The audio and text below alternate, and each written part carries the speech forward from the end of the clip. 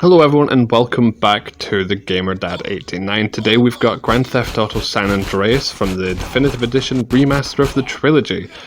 Funnily enough, we only get the San Andreas one with Game Pass, which isn't too bad considering it's a brand new release from the 11th of November. Oddly enough, they decided to release it at 3 PM UK time for a British company. It's slightly weird, but it's the day after, so it makes absolutely no never mind to anybody else now. Anyway, back to San Andreas. We started off with the original, released in October the 26th, 2004, with a 95% Metacritic score and a 9.1 out of 10 from 2,758 user ratings, which is slightly impressive. You got to think about it like that. It's one of the highest scoring Metacritic games around. I've got to first state that I'm sorry for the lower quality. I was trying out a new recording style where I streamed from my Xbox so I could try and get continuous gameplay instead of capturing it in 4-minute increments and editing it together. This will not be copied again. It'll be done the other, more better looking way.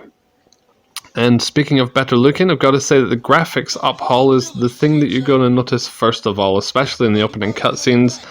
Everything is a lot more refined and defined and just looks a hell of a lot better.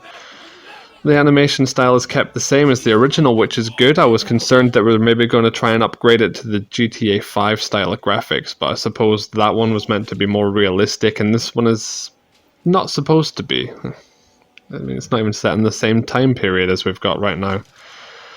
Controls are massively improved on though, which is a good thing because nobody still wants X or A to be accelerate and then square or X, depending on the console you played, to be brake. That was just confusing and horrible. If you ever played the PS2 or Xbox releases on their respective next-gen consoles, you'll understand that R2 and right trigger are the best way and only way to drive vehicles and to aim and shoot.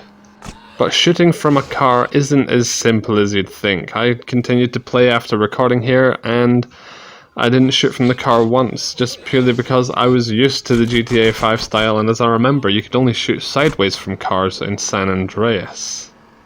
But that doesn't mean the same thing for motorbikes, and sadly I never got to the wrong side of the tracks mission, which is infamously known as possibly the hardest mission, not of difficulty, just of sheer, not even going to say it.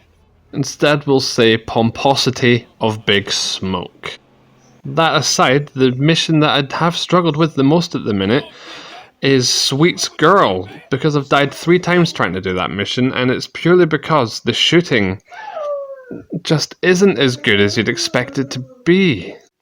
Mostly because the camera control in this just seems to be just as, if not more loose and inaccurate as the original release, and it just doesn't help the game at all in any way, shape and form.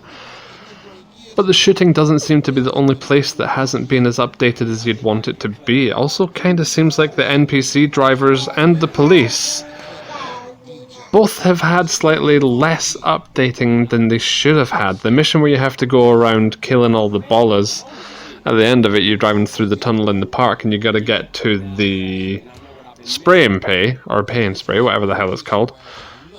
The police just didn't bother chasing me. They turned up, they were there, I had 2 stars as you should have, but they just didn't care. Maybe one car decided to chase me, but that was about it. Speaking of the ballers, they did seem to have an improved AI in the opening mission, as you saw. They kind of give me a bit of trouble escaping them on the push bike, which, I thought this was setting the game up to be what everybody expected, more updated, more intelligent AI.